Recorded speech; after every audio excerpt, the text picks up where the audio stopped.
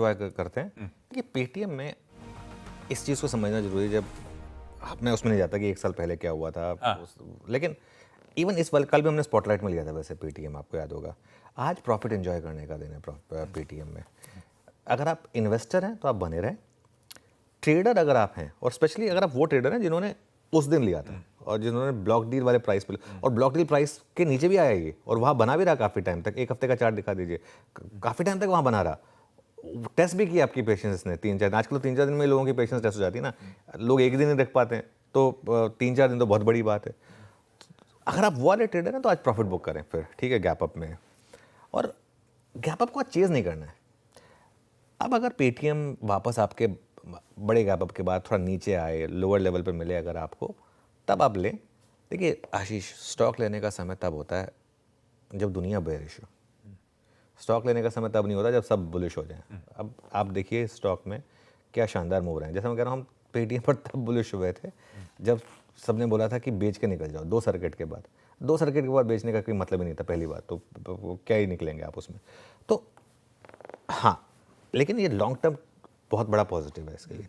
आज हो सकता है हायर लेवल पर एक बार प्रॉफिट बुकिंग आ जाए, क्योंकि ऐसा नहीं है कि अब ये खबर एकदम फ्रेश है। कुछ ना कुछ मार्केट को पता है। जब मैं एक चीज़ कह रहा था कि वो ये एंगल ख़त्म होगा, रेगुलेटरी एंगल, तो मैं अपने मन से तो नहीं कर रहा था। मुझे भी कहीं ना कहीं से तो कुछ ना कुछ फीडबैक रहा होगा कि ये एक चीज़ पॉसिबिलिटी है। अब वो आ गई। अब एक सेलिंग न्यूज़ भी हो जाता है हायर लेवल पर, इसकी भी पॉसिबिलिटी रहती है। इसके लिए मैं आज इसको वो नहीं कहूँगा कि आज आप इसको चेज़ करें। तो खैर, ये तो पहला तो पेटीएम हो गया।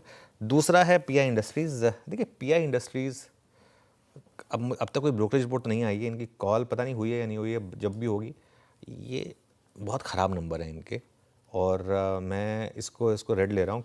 अगेन यहाँ जगह नहीं है। भारतीय मार्केट के सबसे बड़े मल्टी बैगर्स में से एक रहा है, शायद सबसे बड़ा मल्टी बैगर रहा है एक्चुअली।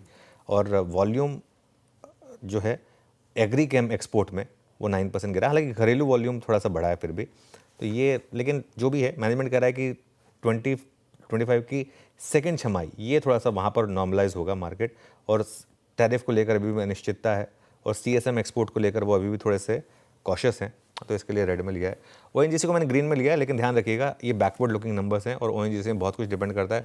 अब क्रूड वापस नीचे आना शुरू हो गया है, तो पॉसिबिलिटी है, और स्टॉक में पोजीशनिंग ऑलरेडी बुलिश रही है, पॉसिबिलिटी है कि गैप अप खुले और उसके बाद प्रॉफिट बुकिंग भी आ जाए ओएनजीसी में। लेकिन नंबर अच्छे हैं ओएनजीसी के, इसमें कोई डाउट नहीं है। आप किसी भी पैमाने पर देख लीजिए, ओएनजीसी के सारे नंबर्स अच्छे हैं। आज 3:30 बजे कॉन कॉल है कंपनी की, उसके बाद इस पर एक फ्रेश व्यू लेंगे। फिर रखिए बढ़िया से स्टॉक्स रडार पे पेटीएम।